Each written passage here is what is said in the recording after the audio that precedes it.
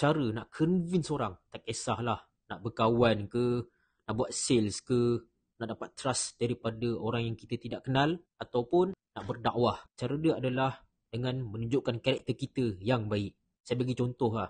Contohnya berdakwah. Kita jumpa orang, kita menasihati orang. Kita cakap solat 5 waktu, suruh sedekah, suruh berbuat baik. Tapi pada masa yang sama, bila kita sihat orang, kita pula kuat mencarut kan. Orang pun macam, asal Mamat ni banyak mencarut kan. Dia kalau mencarut sikit-sikit, bukanlah tak apa, tak boleh juga. Tapi sekurang-kurangnya orang boleh terima like, oh tak apa, kesilapan manusia kot. Dia cuba improve diri dia. Tapi kalau dah kerap sangat mencarut kan, orang kan macam, betul ke dia ni nasihat orang baik-baik tapi kuat mencarut. Nampak? Orang dah tak trust kita lah.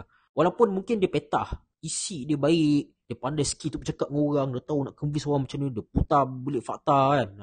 Tapi kalau karakter tak baik, tetap tak boleh convince orang. Mungkin pada awal dia boleh convince orang. Tapi bila lama tengok, attitude dia tak betul lah. Orang pun dah kurang trust pada kita.